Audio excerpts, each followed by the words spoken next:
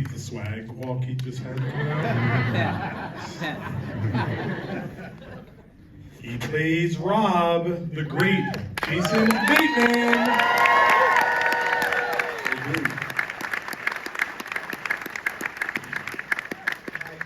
He plays the dad, James Jordan, Julius Tennon.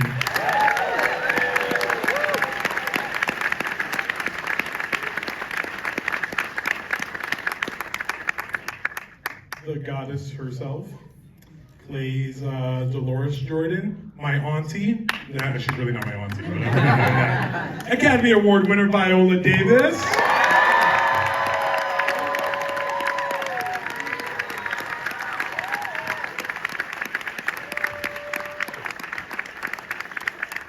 All right, here goes. The director, the producer, the actor who plays Phil Knight, one of the most talented filmmakers of our generation, and he brings the story to life. Ladies and gentlemen, two-time Academy Award winner, Ben Affleck.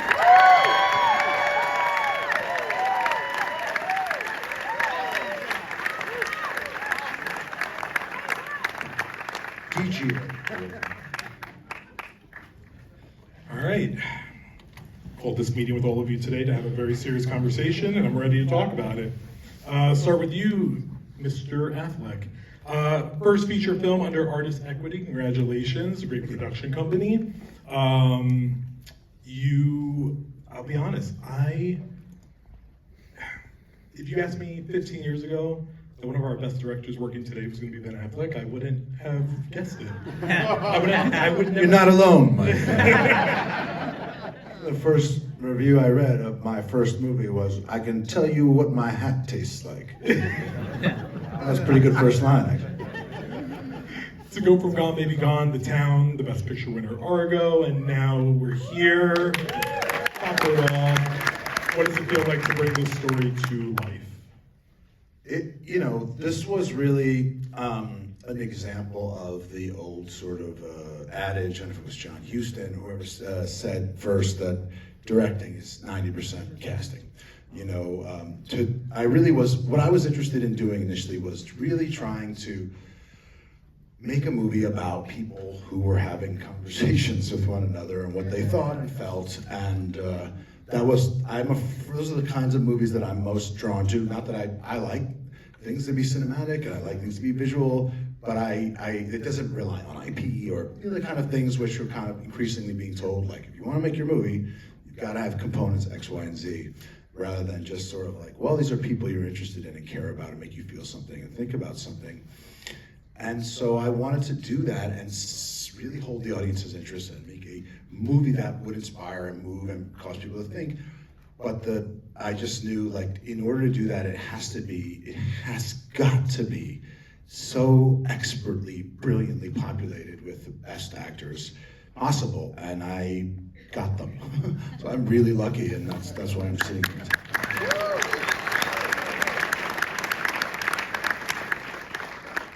Speaking of best actresses, today, Your Highness, Miss Davis,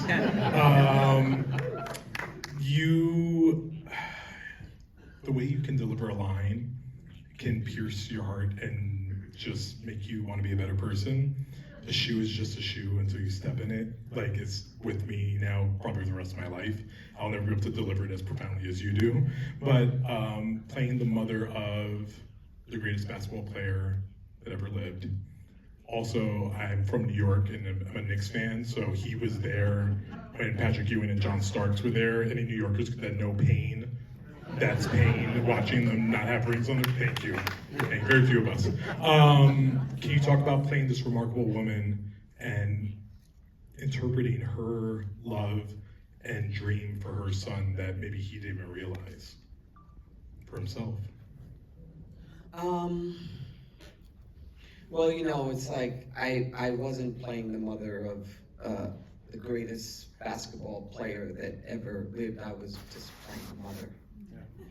And I think what's important in our community, the African American community, and I'm looking at Dolores, who was born just around the same time as my mom, actually, maybe she may be a little older than my mom. And with that entire generation of African Americans, their children were their dreams.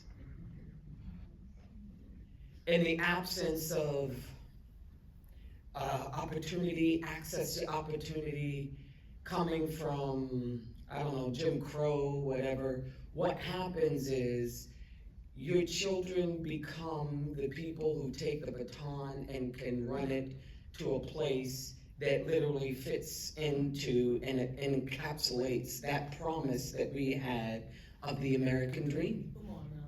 And I think that that is something that Dolores confidently kept within her. There are many people out there who don't have that.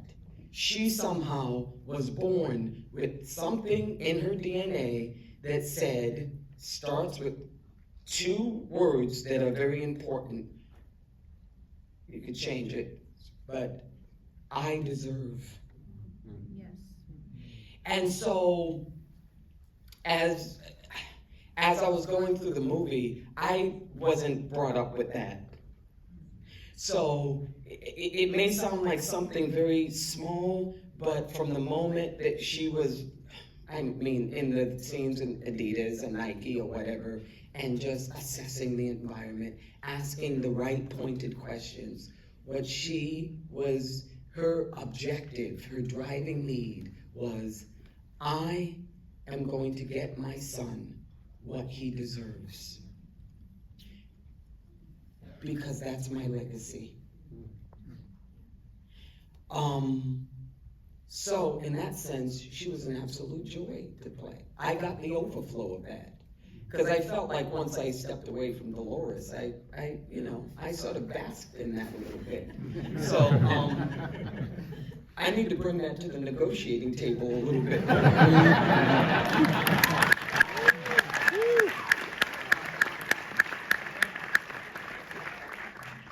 Julius, one of our finest actors working today, and you show what you can do with not all this screen time. You make this indelible impression, and I don't know if it's because we are aware of the eventual thing that will happen to Michael's father, but there's this humanity, and also just expertly showing me that you always listen to your wife and you just let everyone go to her and let her make mistakes. You know, too. Just keeps me grounded. Can you talk about playing, this man that meant so much to Michael Jordan? Yeah, I mean, it was a joy.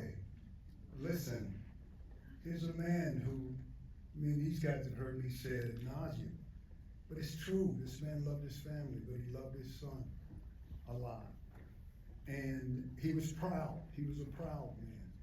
And you can take any father that's got a son that's on the cusp of potential greatness, any father would be proud and support his wife.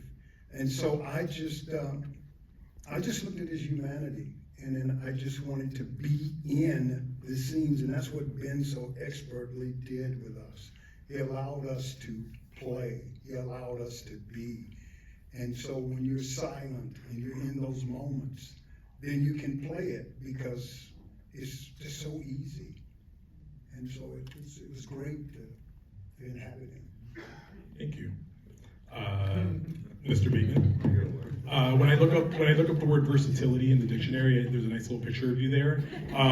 Because this is the guy who was in Juno, Game Night, Ozark, and decided won a couple of Emmys for that, and then now here you are doing a lot of. What I love so much about the movie is that it really does talk about legacy, and obviously Viola spoke a lot about that, but there's such a profound emotional center with your character and what his children mean to him. Can you talk about kind of leaning into that aspect for the role? Well, yeah, that's a really beautifully written and directed scene, that one where my character talks about his kid. But you know what happens in that scene as well at the end is, you know, my character sort of declares what's at stake here for him and his relationship with Matt's character, which is consistent with kind of one of the themes, and Ben, you know, correct me if I'm wrong here. One of the themes in the film, which is value and you know, asking for people to recognize your worth and asking to be recognized for that which I'm sort of relying you on. So I like that my character sort of has a sort of a plot agenda for a while. He's sort of the audience's proxy. He's saying, yeah, listen, you're this pie in the sky. We're not doing that. And then eventually it kind of merges with his emotional agenda, which is consistent with the rest of the film, which is, you know, I've got stuff on the line here, guy, and if you're asking me to trust you, I'll think about it. And then eventually he does, and he comes around to it and gets on board with kind of the emotional track of the film. And so I like playing characters like that are sort of, they have a plan and then their heart gets in the way, and it sort of merges with what the audience is onto. And it was a really, really pleasurable experience doing this film. Thank you. And Marlon, sitting here with $1 billion of box office under your belt, with the scary movies, acclaimed performances, Requiem for a Dream, On the Rocks, you've really shown your range as an actor. I know it's very important for Michael Jordan that this part of the story be told. Can you talk about the research you did in order to convey that part that was so important to Michael? Thank God for YouTube. I got a call on Friday and I had to work on Monday. So I learned, I think it was like, I don't know, maybe Wednesday, but I had a long, there's a lot of lines to learn, and, you know, the scene was complex, and, you know, found out that the story was actually real. And my brother knew George Raveling because he used to hang out with Michael Jordan, so I tried to call George Raveling, but instead I left a message for his son. So basically, I couldn't get in touch with George Raveling. So I just kind of like, what was great was as much research as you could possibly do. Ben kind of wanted us to don't do the guy. Do a version of the guy that you want to do. And I was like, oh. When I got to set, he told me that. I wish he would have told me that over the weekend. Like, I'm learning all these lines, like, it's like pages, like long monologues, and I could say, like, yeah, don't worry about that stuff. Just make some how would you say it? And so, I'm sorry, I lost the question. No, because I really lost the question. When you asked me the question, I was actually thinking about what a great mother Jordan had and how damn it, the Wayans should listen to a mother. We still own Scary Movie, I swear to God. Listen to your mama, all y'all people out there, especially your black mama. Listen, she knows what she's talking about. My mother was smart. You know, my mother we used to grow up in New York in the project. My mother would be like, baby, you see that crack house over there? You see that crack house? In about 10 years, that's gonna be worth millions of dollars. Like, yeah. Well, no, the crackheads in there, you watch. 10 years later, it's now the meatpacking district in New York City. I would have been a billionaire. I'm sorry, what was your question, sir? Research and YouTube. Oh, research. So I like to do extensive researches on my characters. At least, I mean, especially if you're playing somebody, you want to do them justice. You know, you want to, certain things, isms, I call them. You know, you can't take but you got to bring you to a character and melt them together. So I look for the isms, how he held his hands, you know, and how he spoke and what was his act, things like that. But I didn't want to do an impression. I want to bring me to him and just live truthfully. And when I got to set, you know, there was a lot of lines, but Ben makes you feel really comfortable, him and Matt, when you walk on that set. You know, some sets are really tense, and I think a lot of times it's because it's nervous injuries and directors don't know what they want. Ben knows what he wants. He knows what he wants in the next take, and he's in the editing room going, now I need this from that take. And so he doesn't waste your energy as an actor. So it was really a blessing to do this one. I only got one scene, but look, the point is, my mama said do the movie, so.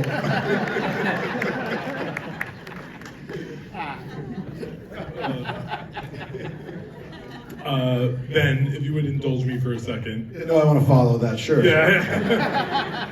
I would like to properly talk some crap about the people that are not here with us today. Matt Damon. Lazy actor. Yeah. Chris Messina, who does the best Jerry Maguire I've ever seen. Your cinematographer, Robert Richardson. William Goldberg, editor. And I can only assume you're going to be releasing a tracksuit line any day now. Those are already been released. Yeah. 1984 by the Nike company. At your thrift store. And also, sorry, if who I've been told is not middle schooler, the screenwriter Alex Convery. He is the youngest looking guy I've ever seen. First, I met him and I was like, "Where's the writer?" It's like, who's that guy? You talk about the streamed cast, but working with your alleged best friend for many years and business partner, you guys have this like magic and chemistry, and you worked with Chris a lot and Live by Night as well, which he's brilliant in. Can you talk about just like working with them? And Chris Tucker, who is unbelievable. I love Chris Tucker. I'm the biggest Chris Tucker fan out there, and have been for 20 years. Every time I saw Chris, I was like, "Hey, Chris, Ben Affleck. One time I'd like to work with you." "All right, cool. I'll talk to you." It's true too. I've been asking him too. He acts like he doesn't remember, but I know he does because he has a little bit of look on his face, like, "Well, I had to give it time." But as I said, is the people you see here and are gifted and brilliant and made the movie work and made it beautiful to me, and so did the other actors. You mentioned Matt is a friend of mine. I love him. He's my best friend. We've known each other for 40 some years. And that relationship was part, like, you have a lead in the movie that do set a kind of a tone. And Matt is we share a belief, and we've been, as you heard, like on so many sets where it's just twice as hard to do your job, because the paradox of acting is that before you can even do anything that you want to do, you've got to find a way to just relax, just to be comfortable. How many times have you done something, I should have said that line, or left the audition and it's great in the parking lot, and it's like, my off-camera work is so good, and it's that thing of when it's like, okay, we're acting now, there's the slate, and now get nervous and seize up, go. And it's an added hurdle, and the big thing for me was just to feel like the director and people believed in me and liked what I was and wanted me to succeed.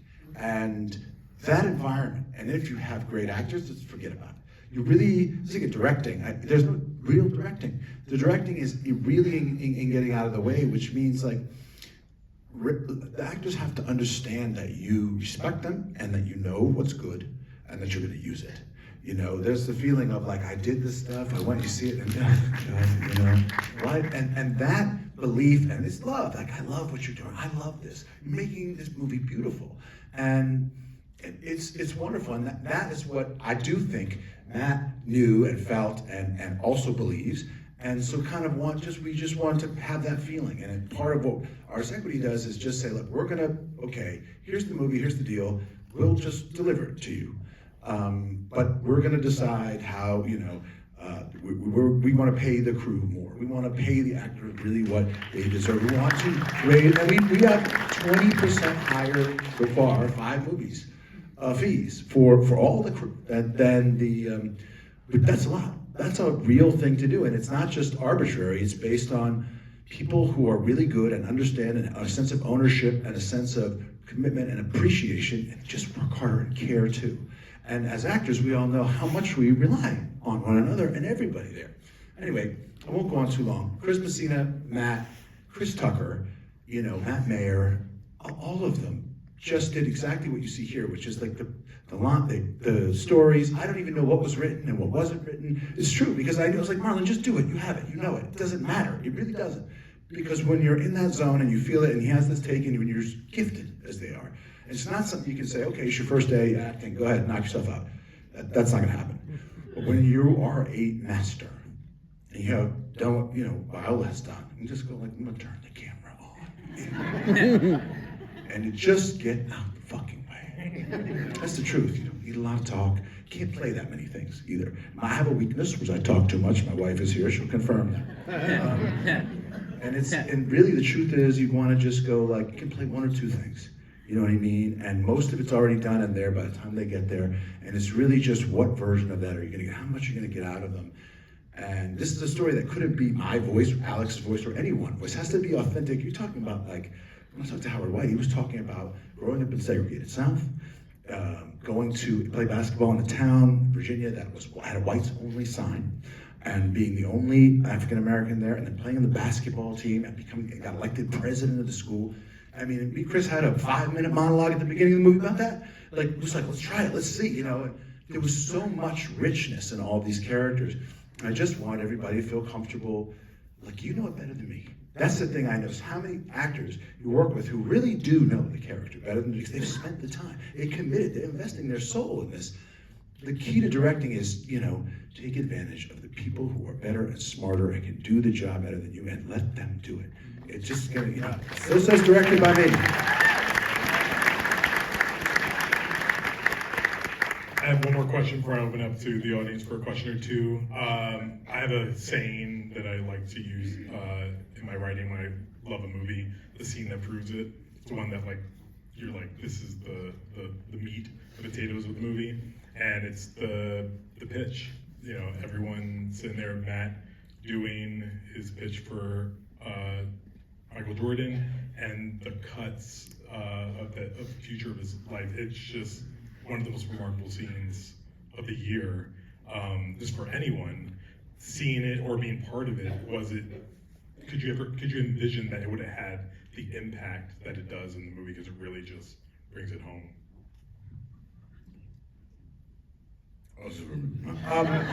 I'll tell you what makes that scene good, in my opinion. That's great. He does the monologue. It's quite moving. A lot of that is informed by, now we've seen Jordan in college in the NCAA shot that he takes. It's the first, Michael just doesn't appear in this. My feeling is that he's too big and too potent and too meaningful, and anything that you try to tell people, look, that's Michael Jordan, it's like, hey, this is Jesus. It doesn't look like Jesus. It's a lie. And I wanted that, you had to feel real. And so then when you see him in all his magnificence, and then even all of the broken, hurting moments, it's that in of itself is very powerful. And Matt's, we worked a lot on that speech, and Matt did a great job. He knew how to do it in many ways by doing less. And what's beautiful about the scene to me is that it's so much of it plays on the faces of the other characters who aren't talking. And each time you cut to each of them, you look at Julius and you see the pride and the hopefulness and the bursting sense that maybe a thing could be that he wanted to be, and his almost unbridled hope and ambition and dreams, and through his son, and it doesn't say anything, and you cut to Viola, and the same moment that Julius is feeling this, she's seems to be, it's like all great acting, it's a little bit inscrutable. You're not really totally sure, and that's what makes you go like, what is that? But you have, since like Viola just played it in a way, was mindful of not whether he'd be great, but what is the price of greatness that her son will pay. It seemed to me like the thing, when she played it that way, I was like, it was like so many moments, oh my God, it's perfect. That's exactly what it is. She's not sitting there going, oh, will he get the contract, or is he gonna be the best basketball player? It's like, yeah, and what's it gonna mean for his life? And what is he gonna face?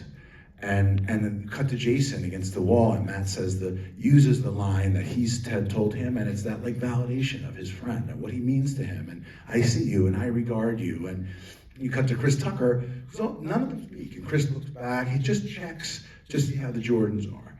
And it's like, are they reacting to this, and how is this landing? And it bespeaks Howard's whole role in his life was going to this white jogging company, as many of the people at the time described it to me. And, it was like, this is about, a lot of the lines come from the principals involved. And it's like, this is not us trying to get African-American families coming, a lot of from the East Coast, to come out here and convince them, hey, Portland is great, and this is what we do here. And the way they played it with such delicacy and, tentativeness, and what you show and what you don't, and a little bit of coded communication between Chris and the family. And it just was so, you just don't touch it. You just like, oh, shh, shh, shh, shh, and all of those moments, they kind of speak much more than the line would. And so much great acting happens without talking. In fact, it kind of sometimes talking gets in the way of seeing into somebody's heart. And that was the beauty of that scene for me, is that what you feel for is what you feel what it means to each of the people there. Even Matt Mayer, this is one life's dream, is to make this great shoe. It's all he cares about. Really, and this is it. It's the time, and he kind of pushes it a little too far. He wants to over-explain it, and Jason's like, thank you, and you felt all the delicate little human needs and concerns and fears that had nothing to do with what anyone was saying. Like oftentimes is the case, we're saying things, we're going through the motions, we're exchanging pleasantries, whatever it is, but like inside underneath is the things that we care about often so much, and that's the level of actors that I had, which is why I was like, we're just gonna watch everyone here at the table, and it was a gift and a joy, and it's just a clinic in acting.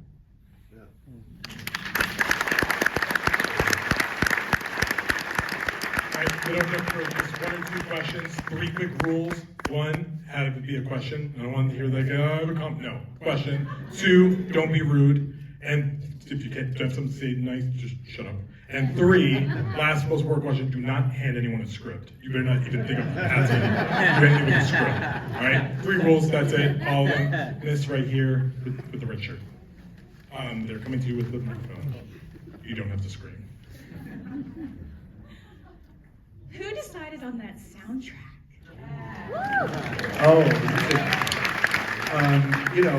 I went into the playlist, which is on Spotify. Not to advertise, they didn't help us on the movie, but which is, where I just remember, it was, the gift of this is, even though I was 12, like actually you never really know the culture as well as you do that when you're 12 years old. You know what I mean? Like my kids tell me everything that's going on.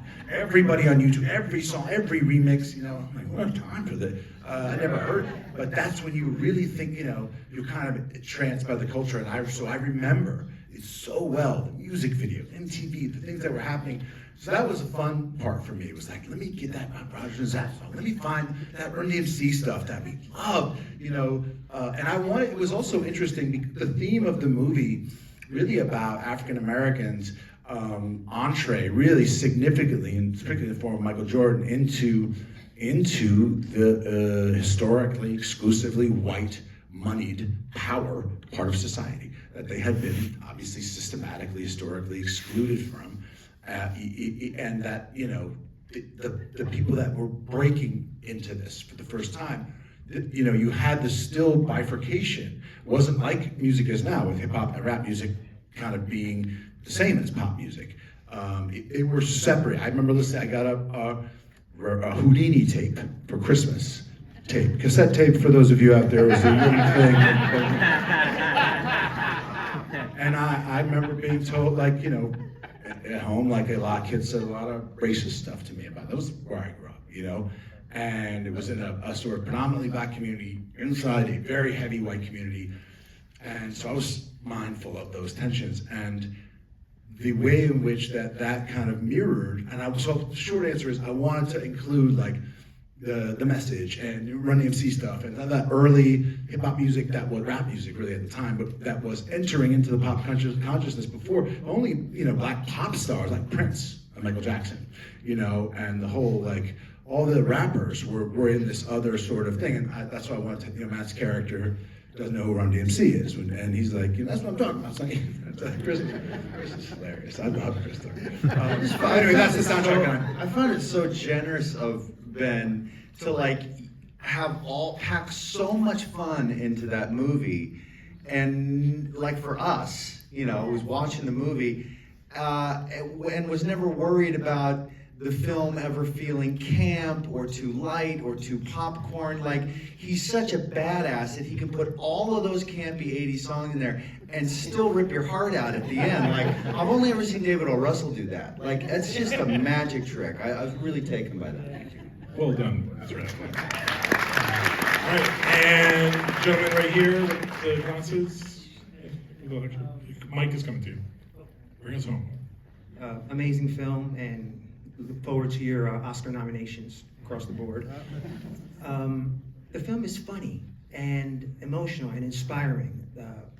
The funny parts of the film, was that on the page? Was that in the script? Or did you find a lot of that on the day with all these great actors who were just improvising? Those actors just played the scenes, and I mean, much of life is funny. I don't know. The most interesting parts of life are funny. Terrible, tragic, I mean, gallows humor is a big part of tragedy. It's, I don't know how you, like, absent humor, you know, I mean, Viola, she cuts Matt off from his German accent that he's trying to do this because one of the funniest moments in the movie for me. So that's just a part of the fabric of drama to me, you know what I mean? If they feel connected, and when you have actors playing the reality of a scene, part of any character is their sense of humor, the degree to which they indulge that or they don't. Jason, like, trying to be funny, and sometimes, I mean, he's brave, man. Like, and it just, did you fly out here? You know, I mean, did your arms get tired? I mean, oh, talk about that. The word cringe was not around then. I mean, it's beautiful, like, to take that, be that person. Most actors are too vain to do that, too scared. But to me, that's genius. Because that's like, yeah, that happened. First of all, I don't appreciate you trying to take my job and do awards predictions in front of everyone. Sorry, guys, we're actually out of time. But if you look under your chair, there are Jordans there for everyone. So sorry. That's why I want to feel good about that. Listen, one more time, the cast of